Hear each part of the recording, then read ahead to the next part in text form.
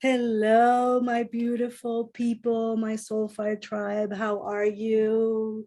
We are excited to be together, Vanessa and I. We've just been really trying to get in touch with each other, and life has been giving us spirals of experiences. And we finally got together to be able to connect, and just as therapists, healers, people who work deeply with people and their inner patterns, we really wanted to sit down and talk about the elephant in the room that happens during doing the process of becoming a healer or a therapist or somebody who serves others for a living, is codependency. And yeah, it's we're going to be talking about it with Oh, Vanessa. yeah, we are.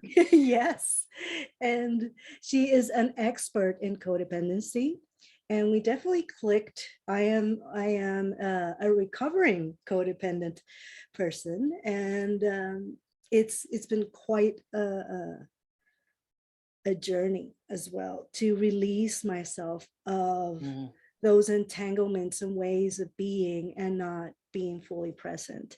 And when I saw her work and I saw the ways that she is helping many women come into their own and come, have tips of how to deal with these ways of looking for self.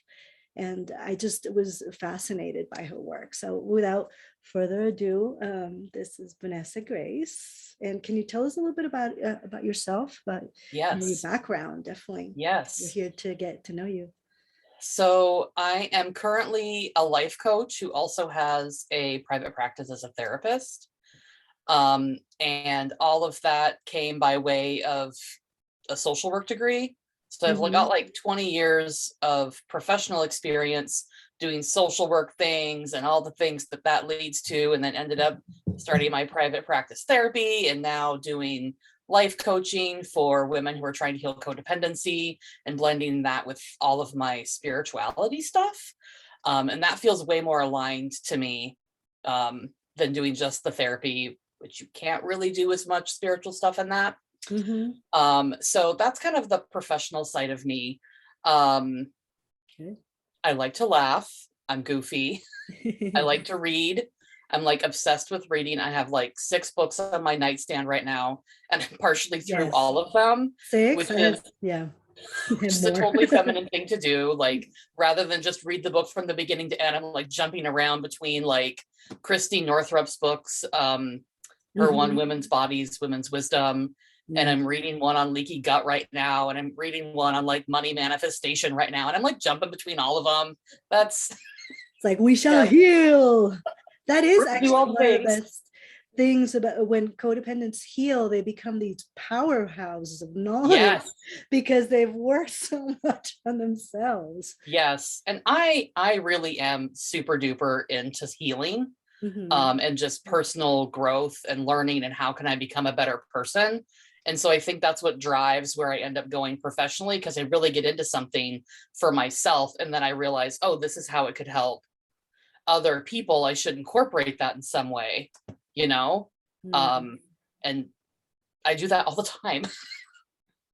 Always incorporating something that you were saying when you were talking at the beginning and kind of introducing, like kind of clicked something in my head. So I was thinking about my own personal experience with codependency, which was discovering that I was codependent and being Mm-hmm. quite shocked about it, because, Yes. oh, I'm supposed to be this super wise therapist who like doesn't have any problems, and fuck, that was wrong. That's so Yes. wrong. So long, multi-year healing journey with that, like unraveling it. But as I would look back, I would realize how incredibly present codependency was in how I was at work with my clients. And I Mm. could see that like I wanted to save them. And it was like on me to save them rather than me supporting them and saving themselves. Yes. So I like perpetuated people being victims, because if I'm saving them, now they are being saved and now in victim mode rather than saving themselves. And like if you were like looking at my work, you wouldn't have been able to see that. But knowing myself inside and looking at the subtle like belief systems that I didn't recognize at the time, but in retrospect I can see how I was codependent with my clients in different ways. And it wasn't like all the time or big, but it was like this subtle, it was like I needed to be needed.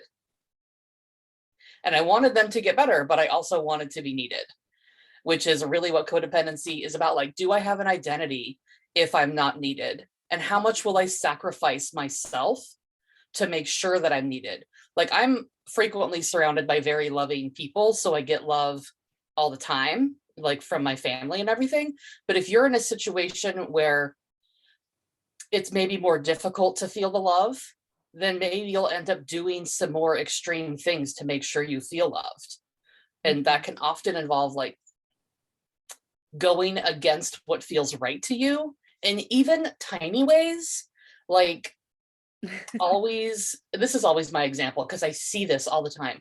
People just choosing to do what the other person wants to do for like what to do on a date or what restaurant to go to with your friends. Like, oh, I don't know where I want to go, you pick. Because if I pick, I'm scared that you'll laugh at me because now I've picked the wrong thing, or I'm going to pick something you don't like.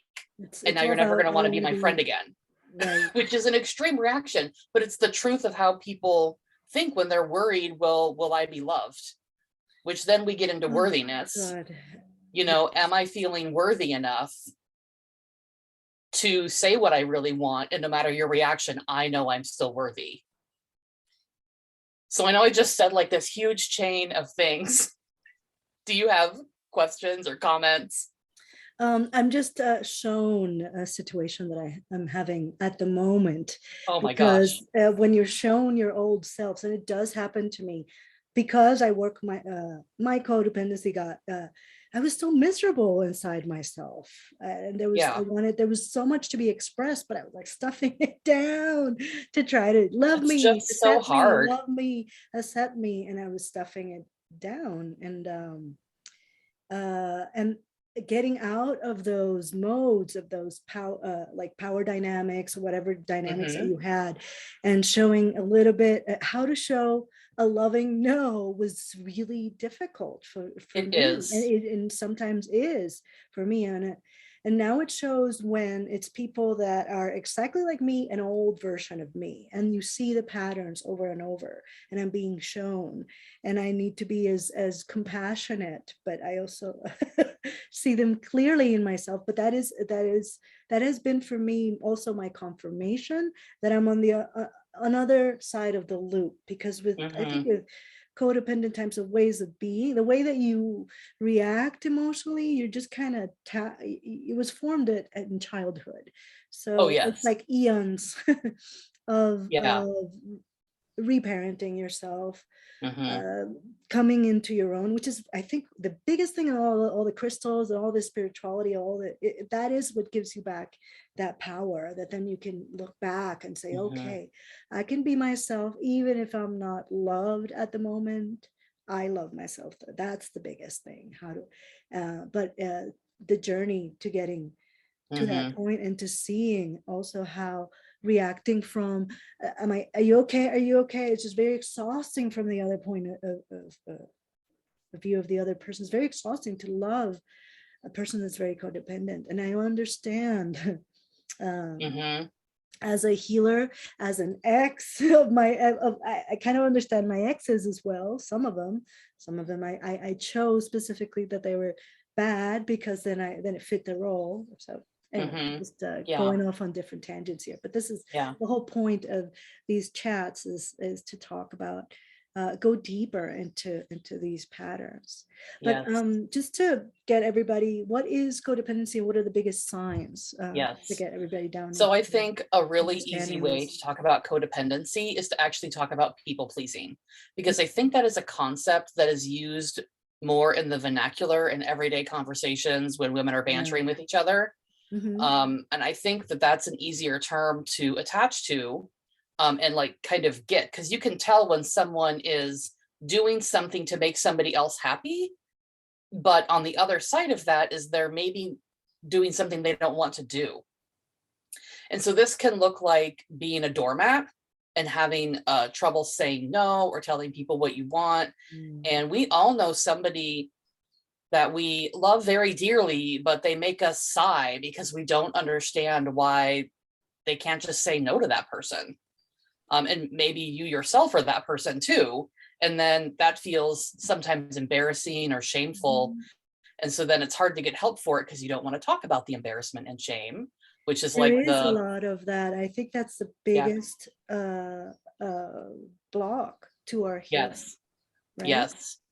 I think it is. I think that shame holds people back from being able to ask for what they need from some sort of healer or professional or therapist or whatever, to just like initiate the process. Yes, right. Because, the thought is something along the line of, I'm so bad they're not going to be able to help me, or I, not as a bad person, but just like my situation is so challenging, no one can ever help me, which is a mentality some people have. Or just shame, you don't want anyone to know about whatever the shame is from, because shame is all about like, you'll feel more shame if you talk about it. Deepest, darkest secret. You don't, yes, it's like, Right. don't go there. And so Talk if about you, Bruno. shame can keep you from getting the help, but know that anybody who works with codependency already understands shame very thoroughly. And I feel like a lot of people who work on codependency were once codependent themselves. And so they totally fucking get it. They get it. Yeah. And so like, it's been a long time since I've been shocked by something somebody told me. You're probably not going to tell me anything that I haven't already heard before, or something similar to it. I've been doing this a long time. How long? Well, I graduated with my bachelor's degree in 2001. So I guess that's 21 years the day we're recording this, but yeah, there's not a lot that I haven't heard already. So people pleasing, what would be the other two main things that definitely it's like, woo, flag, red flag? Yes. So I think that enabling is a red flag. Thank you for bringing me back on track. I can just go like anywhere with this. So enabling is when you're over giving to somebody to the point that they're not maturing and functioning as an adult. Woo. And I would like to insert here that everything that I'm saying right now is about adults and maybe older teenagers, maybe, depending. It's not about children, because of course children need our help. So just know, anyone with kids, like, oh, I'm helping them because I love them. Yes, you're supposed to help your kids because you love them. This codependency is not about kids. So, but the enabling part is the over care and the right. So it's over care of other adults. So if another adult should be able to do that, assuming all the functionality is there, it's not like there's some sort of delay or a physical limitation that's keeping them from being like, we're not all of that stuff. It's everything about them is fine, but they're just not doing it. And yeah, maybe they have some challenges, and that's where the enabler will insert. Here's their long story about why that is hard for them, and why they shouldn't have to do it, and why they need more space. And someone just needs to give them a leg up just this one time.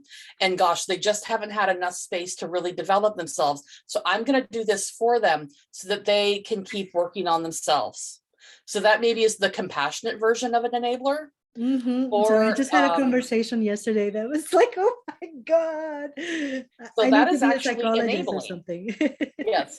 So that's actually enabling, because the other part, okay, adults tend to learn how to do stuff, how to adult by messing up. We've all been the 20-year-old who did everything wrong. Right. Okay, so but if somebody's 40 and they've not made the mistakes that a 20-year-old, 25-year-old needs to make, because everyone else keeps enabling them and doing it for them, they're not going to feel the pain and the discomfort that happens as the result of their stupid choice, or their unwise choice, or I just didn't know. Well, okay, now you know. Now you know how the banking system works. Now you know how it works to cancel appointments. Now you know how it works when you show up late to a job interview. Now you know how it works if you don't fill up the gas tank in the car when you should have for whatever reason, and now you're late somewhere and it blows up your life. Like, that's all things we all figured out how to handle. But if you keep doing it for somebody else, you're actually stopping them from learning. But normally the enabler doesn't want the other person to feel the discomfort. Like, I can't handle you feeling the discomfort because I'm so connected to you that I feel your discomfort, either because you're overconnected or because you're an empath, which is legit. I'm your mother and I'm totally, yeah, I can't deal with your pain. So I'm so Right. connected. Exactly. And so now I'm not going to let you feel pain, because actually when you feel pain, I feel pain, and I can't handle feeling that pain that I imagine that you are actually experiencing, because they probably are experiencing it. So I'm going to do it for you because I can't handle my own emotions. So really you're enabling them because you can't handle your own emotions, let alone their emotions. Because if you can't handle them experiencing pain, I assure you, you cannot handle your own emotions. You are totally right, because the times when I have, I was not much I had an addict brother. That was an interesting dynamic between the parents and me in the middle. I was the mediator between the whole triangle of narcissism, enabling, and the one, and I was the one trying to bring peace to the craziness that didn't pop until later in life. And then I had to also grow to not, because I found myself absorbing their states so much, and I couldn't, they were so limiting, and in a loop of energetic closed loop of non-growth, where I am all about that, and I cannot stop this growth the minute I awoke 23 years ago, and since then it's been like I'm on fire.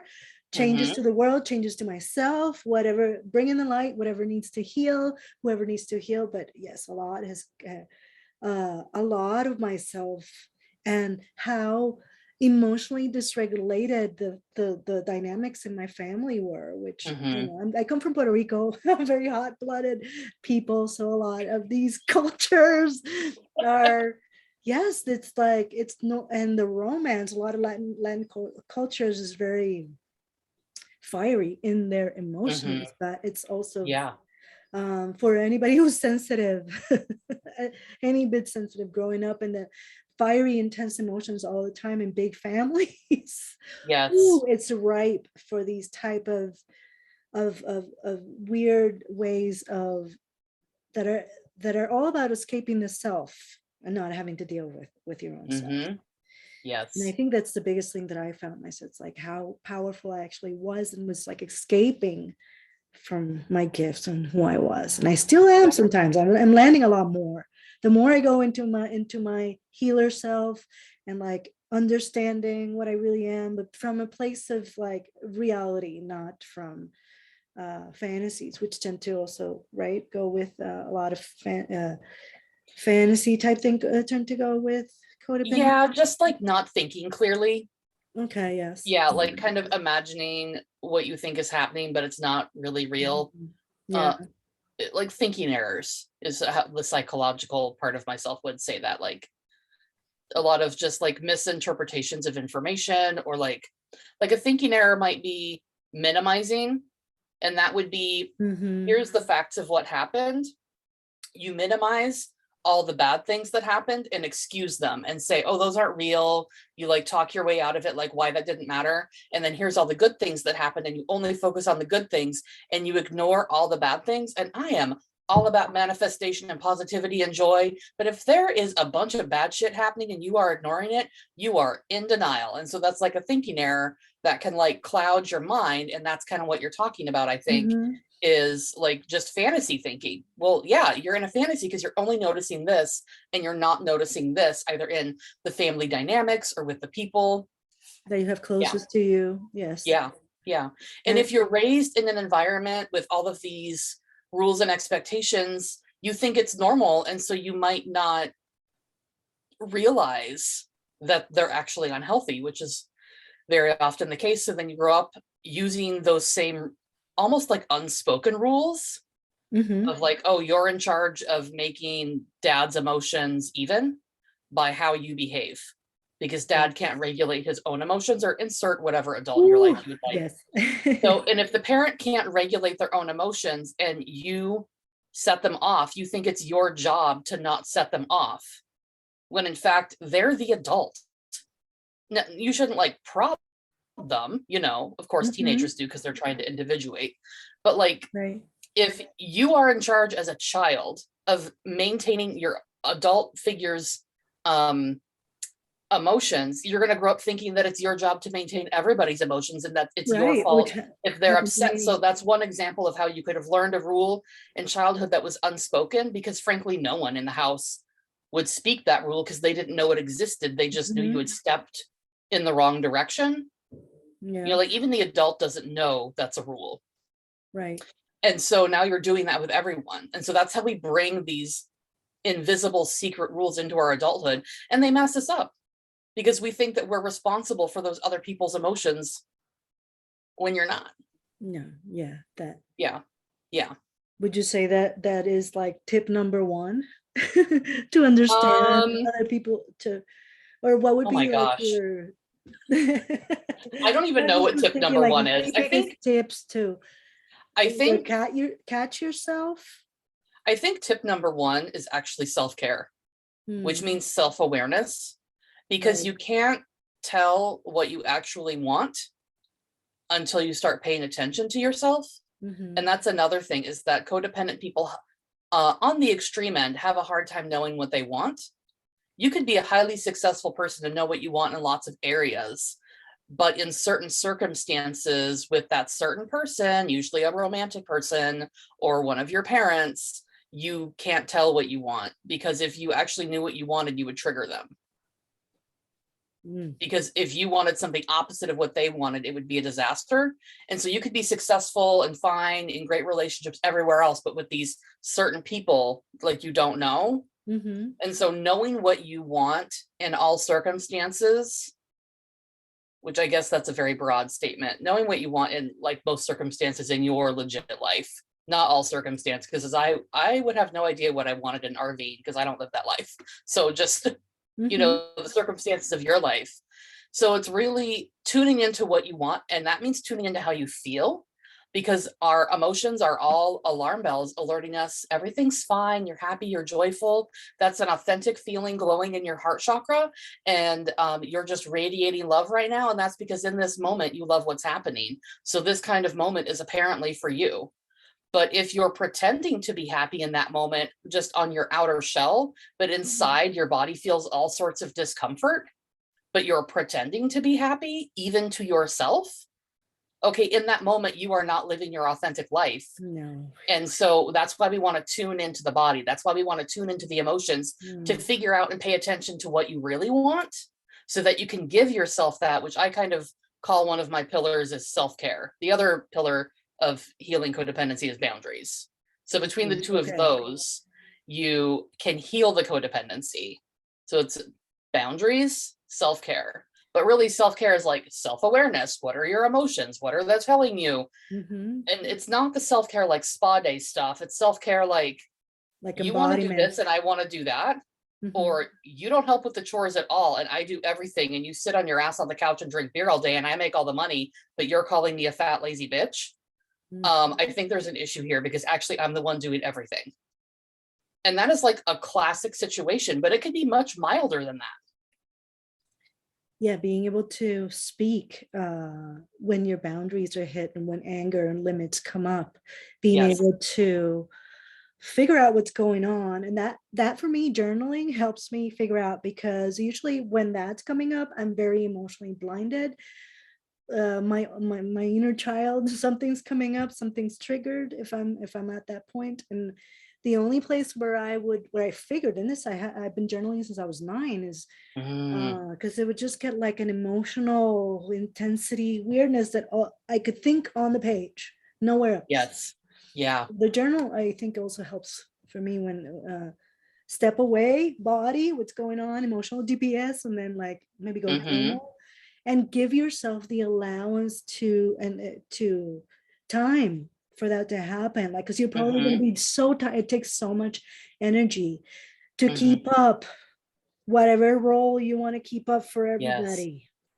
Yes. It is so draining. Codependent a sign of codependency is Mhm. having a lot of stress illnesses, Mhm. headaches, like all the things that stress causes. Mhm. Codependent people tend to have all of those. Mm. And I know a lot of people who are not codependent are also stressed out. But if you're hearing all these things that like, oh, that kind of sounds like me, and you experience stress, like codependent people, the older you are, the more stressed out you are, because the Yes. more you're trying to do all the things for all the people. No, you at that point is when everybody stops and you go woo woo. Go find your spirituality. It really Yep. is, because it through that, whatever it is that gives us light and the wonder, whatever goddess is, whatever path that really calls to us, brings us back like our light. If we really are so disconnected, we don't want to be with ourselves in our own inner Mhm. consciousness a lot There of are the so time. many distractions that people do when they're codependent. Yes, and Yeah. that coming back, that process of coming back and getting your spirituality and like your symbols, your things, your identity back, yourself back. It's a beautiful process, and also you start meeting much better people along the way. That Yes. we can both tell you. You start Oh, working on yes. yourself, whatever little bit that you do, whether it's just going to this yoga class or to this circle, or just Hmm. listening to a master class, or just like reaching out to any one of us, whether you want healing or you want therapy as well, or anything, if you're called to working with us, or whoever you're called to work with. I mean, Hmm. definitely reach out, because it's like your future self calling out to you. This person has the information and the vibes that you need to Yes. kind of get yourself, oh, You okay, you can be this way and still be loved. you Yeah. are drawn to the people and the interests that you have because they are for you. Yes. You are interested in it because their vibration is answering the call of your heart. Yeah. I fully believe that. Yeah. There is the right person, mentor, healer, therapist, whatever word you want to use. There's the right one out there for you. And And there's there's so much second guessing with codependency of people mm, not trusting their inner intuition and guidance oh, system. I feel like I have to breathe after you just said that. Oh my God, Because there's it's just so true. much questioning. Hmm. And people get worried, like, am I What would listening you to is this anxiety? Sorry, what? what would you say to somebody who's in that really like totally can't decide but needs to decide what would be the Right. best way Yeah. for So them? I think the way to distinguish between your inner voice and the voice of what I'm going to call anxiety, which Okay. could also be called ego or other things, depending on how you want to label it. But Hmm. that anxiety voice is going to try and keep you stuck where you are. It's going to make you question everything, and it makes you feel spun up inside. And so the sentence, I'm worried that blah, blah, blah will happen, could sound on the surface like a neutral sentence. But what is the feeling behind that sentence? I mean, maybe the sentence is, if you pick this, what if this happens? Okay, so that could be a neutral sentence, but what is the feeling behind it? It's like the iceberg where you're only seeing what's above the water line, that little tip, and that's what the words are that you're hearing in your mind. But look underneath the water line, which is what you were talking about with journaling. It helps you deepen it, Hmm. to understand like what's hidden underneath there. What are the full paragraphs and sentences behind that statement that you're not saying? What are the emotions behind it? What are the assumptions behind it? And there, if you're good at self exploration, you can understand, oh, there was worry behind that sentence. Oh, I have a lot of trepidation that blah, blah, blah will happen. So there's usually a sense of fear behind anxiety statements when they happen in your mind. Hmm. And then intuition comes through quietly. It doesn't have that anxiety and fear component to it. It just sounds like a breath of fresh air. It's simple, it's not Yes. coercive, it's not forcing you. It's just saying, this is an option that would be good for you. And it's clarity and it's not coercive. And if you come from a really dysregulated childhood, maybe you've never heard someone speak like that. And so, if your guides are coming in, or God is coming in, or spirit is coming in, or intuition is coming in and saying something clearly and kindly and not trying to manipulate you, maybe that doesn't connect with you because you're not used to it. And so you're like, but I don't know if I can trust that because I've never heard anyone talk to me like that in real life. And so now Hmm. that this intuitive spirit statement is coming in, uh, no one's ever said it like that to me before. So I don't know if you're real. And so Mhm. the intuition is not going to try and make you feel anxiety. It's not going to try and force you into anything because you have free will. But the anxiety will try and make you question everything. So when you are in that moment of like, what feels right in my gut, write it down, and then write down what you chose, or what you thought was, write down what you thought was going to happen, write down what you chose, and then come back and look at it later when it comes to fruition and see if you were right.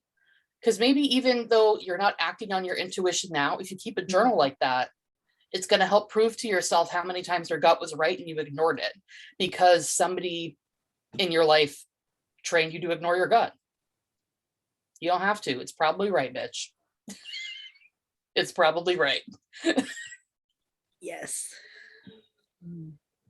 So I don't know if you have any other insights to add to that, how to tell between intuition and worry, because I feel like that would be a good addition right now, because my thoughts on No, it it might be doesn't different than have, what you you are think. right. When truth happens, and I now work with spirit very closely, it took a while to get all those veils out. It does not have an emotional charge whatsoever. It's always just like kind of a flower, very gently presenting itself to you. One image, one word, one open, it feels like an open door. It has another Yes. charge. So yes, for the moment, I would say wait until, get it out. Go in there. I mean, be there present with whatever the craziness is, because it's there to, whatever's coming up is there to be healed. Yeah, it's there to teach you what to heal. But definitely also sit there until you get the answer, and the answer is gonna, the answer and the problem come down through the Yes. timelines. And this is The a problem perfect and example the solution. of, you were saying that it takes time to heal, and this is why it takes time to heal. It's a perfect example because you have to sit with it, which takes time away from the other things in your life. So if you want to heal, like the first thing to do is to actually like make sure that you've created time in your life to sit and feel or think or Yes, journal or yoga or therapy or that's life coach or whatever it is. Like carve out, definitely, you have to carve out the time, and that might mean changing something else in your life, which can be scary. But this is an example of like why it takes time, because there's more feelings to feel and there's more things to process in your mind. yes. And Yeah. they will come up as you are able to heal them. And also the decisions, the little decisions of the little, okay, tomorrow, the first hour, I'm not gonna hit the phone, and it's just gonna be for me. That first hour actually of every single day, whatever, at least 15 minutes or to an hour, that first hour is very important for you.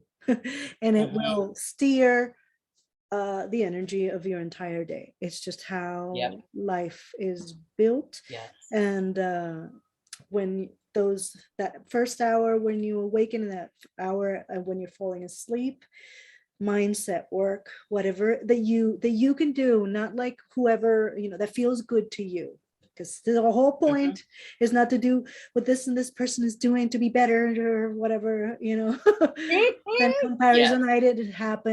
comparisonitis happens when Hmm. it just happens at some point. Yes, we are At all on different our own points. journey. Yes, there's spiritual ego going on. That's, we humans are Yes. very, very fickle creatures. And yeah, our love for each other is very interesting. But you find our love for ourselves is actually the one that actually gives us like real love, and not like fake happy, hey, how you doing? Everybody thinks like there's something fake about you, because you're not being your own self, and people feel that. And you're trying to They control the do. situation most of the time as well. And it's tough, because a lot of codependents are the do-gooders, and the ones that look like everything's perfect. And most of the time they tend to be. Hmm. I know Behind closed I doors, there can be tried a. to be, cover Hmm. all the rules, but until the pain and suffering that I had inside just kind of, I had to break out of what my mother wanted from me, or what I wanted from Oh, me, or yes. everything. Yes. Yes. The expectations of who we're supposed to be in our family. That doesn't just mean jobs or if you get married and have kids. It's like how to be a woman is like ingrained in families sometimes. And it just, Mm-hmm. that Yeah. definition doesn't work for people anymore. whatever your parents' definition was. No, it doesn't. And for No. us, for women, we work and we give a lot for, especially, people, working women. We just, Yeah. it Yes. doesn't, we need our space, and we need we cannot continue to have three jobs to sustain the entire household and be the ones to think everything. It's like something's got to give. And Yeah. The mental load is real, man. Like, just the things that are on your mind that you have to keep track of. It is exhausting. Yeah. Yes, to keep a front that everything's okay as well. Yeah, definitely. Yeah. And I feel like we're steering a little bit into perfectionism as well, which is definitely a component of it, because keeping up appearances is about looking to other people like nothing is wrong. To try to see, how can I match this to cover for Yeah. the shame that I had, Yeah. Yeah. And it's not soul-led desire, it's more of a trauma-led desire, and Yes. kind of a vengeance. It does have that vengeance energy to it, like, now this time I'm gonna win, and not vengeance on anybody, but I'm just gonna vengeance redo against it the again. situation, maybe. The what? Maybe vengeance against the situation. To how I felt, or I don't know. it just feels to me that it has that vengeance kind of like, and I've seen that in myself when I've gone up leveling, that is from a soul-led desire to up leveling, like, I'll teach him. You said this and this, and it, when I finally get there, it's like, it's not something, I did it, but it didn't fulfill me. But how long are we going to do our lives? Quite a while. Reacting. Yes.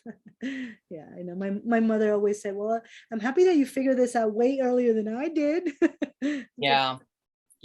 We are. I think we're in a time where everyone is figuring out their stuff a lot sooner. I mean, if you didn't start figuring your stuff out during the last couple of years, I don't know what has to happen to shake you up. Yes, definitely. Yeah. But people like us are here to help you get to there is another side to it, and you become an amazing therapist, healer. You hold space for people very lovingly, because you understand what it is to not love yourself, and you have gone through the whole process of getting yourself back. And it's also very beautiful when you help your clients like get themselves back or empower themselves. It's also women, the oxytocin thing gets going, bonds. We're all helping each other, so it's a beautiful process that is on the other side of understanding, oh my God, this is part of my shadow. I need to work on how I'm creating with this mental pattern, which is not feeling good. But definitely, is there anything else that you might want to oh my gosh, I mean, I could talk about codependency for 5 hours straight, so I can do that about crystals and energy healing. I hear you. So what are your offers right now? What are you offering, or what is out there that people can definitely so okay, I'm gonna say one thing before I answer that question. Okay. Because I found an answer to your other question. So I think the biggest thing that, okay, I said a lot of things, but I want to connect it into spirituality a little bit. Oftentimes when there's codependency happening, there's imbalances in a lot of the chakras. And so I always work with people first on their root chakra, because if you are codependent, you are absolutely not grounded. And you may have done a lot of work with grounding, but there just needs to be more, because if you're codependent, you've not healed all the family traumas, which is a whole other conversation about the origin of codependency and how it happens. We sort of touched on it today, but there's a whole bunch of other stuff that could be said about it. And so if you already know how to work with grounding and your root chakra, do more work with it, because grounding that will help feel safe to do the work. And basic grounding is just getting out in nature without turn your phone off and just be in nature, like whatever way that you can. Present. And I love to do the the meditation where you imagine roots growing out of the bottom of your feet and Oh, going that's into the good. center of the earth. That's like my classic go-to. Mhm. You know, if you're not outside, or if it's like raining or whatever, you don't want to be outside, or you're in the middle of an office building all day. So anyway, that's my go-to if I can't be outside. So, okay, what do I have going on? I always have Yeah. so many things going on, but right now Right. I'm actually slowing down. I am So, too, actually, even though I'm yeah, living up to, but I've had to slow down. yes, Mess. I'm in a place of needing to be slow right now. Mhm. So I offer a group coaching program for women, small group, maxed out at 12 women. It's called the Mhm. People Pleaser Recovery Roadmap. I'm wrapping up one iteration of it right now because it lasts for like 9 months. And so it is a long-term growth commitment, and anyone who goes through it usually is a totally different person by the end, and usually is either changing their business, changing how they do their business differently, or starting a business by the time they're done, because they've like cleared out a bunch of stuff and they're like, I'm ready to tell the world what the fuck I want to do. Um, and they're changing their Yes. relationships and like clearing blocks and all this stuff. So it's a really amazing program. Great. And I have a wait list for that, which is on my website, soulamplified.org. So if you're interested in getting on the wait list for that, you can jump on over there and there's like a button for be added to the wait list. Mhm. Um, and then I do one-on-one coaching with people, and you can just DM me on Instagram or email me, Vanessa@soulamplified.org, if you're interested in that work. And then I also have my email newsletter that I send out every Monday, which is just like spiritual stuff, codependency stuff, mental health stuff, like all the kinds of things that we just talked about in this hour. Yes. Um, you can get to that through Instagram or the website. And then I do text messages to people. I Okay. have an automated system that sends out like a little reminder of a sentence or two, 3 days a week. And so it's just like this little reminder about how to take care of yourself, Oh, good. why you matter, what Mhm. codependency is. You know, it's okay to set that boundary today, girl. It's okay to rest. You're not lazy. Like just those little inspirational messages to help Mhm. kind of keep you on track, but so that you don't have to be like delving into Instagram all the time to get the information. You can just, if you want to be disconnected from the social media, like I'll just Mhm. pop Good up in tips. your text messages. And That's that's again cool. on the website and on Instagram. So Yeah, because the mind change, the mindset change that you have to do, it's like it takes all of your will, and you need to want it it does. And so like a having these, drowning man needs air. So it's good that you're yes, there helping. Yeah, you got yes, the chi ha, you got this. yes. Oh my gosh, I almost forgot. How could I Uh, forget this? I have a podcast. I yes, have a podcast that you were on, Brenda, yes. and it's called the Soul Amplified Podcast, and it's Mhm. on most places, all the main places where podcasts are. If you happen to listen to a weird niche podcast place, it's on my website. So you can go to my website, soulamplified.org, to listen to it. There are over 150 episodes at this point on all topics related to spirituality and codependency. It's more like spirituality 101, like intro level spirituality. So like boundaries, self-care, how to handle people at the holidays, like abuse, trauma recovery, like, oh my, I can't even, yeah, There's a lot there's of a lot. stuff in there. So Yeah. that is a great place to start if you want Mhm. to deep dive. And if you're new to codependency, go listen to episode 100, because I kind of do like the basic intro to codependency on episode 100. Okay, good. Yeah. That's It great. was like I was restarting my podcast because I didn't know what to say on episode 1.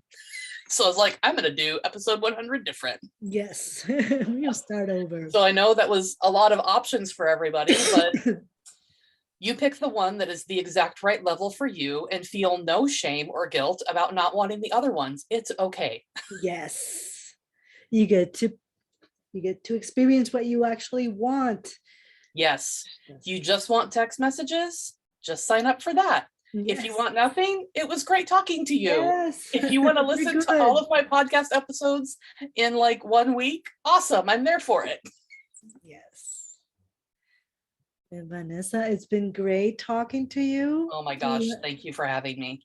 Yes, you are so welcome. I hope that everybody gets something out of this, and I know that they will, because we are two very powerful and healing on the other side of healing, and powerful healers actually. And I know we've come a long way, baby, and so have you. Oh And my if you gosh. feel to work, you feel that you need to work with me or with Vanessa, definitely reach out to us. Her website is soulamplified.org, right? Yes. Mine is brendasoulfire.com. So we are so here for you, and thank you for being here with us. Thank you. And thank you, Vanessa. It's been great talking to you. You too. May we all heal the codependencies in ourselves. Exactly. Yes. Yeah. Thank you. Take care. Have a good rest of the day.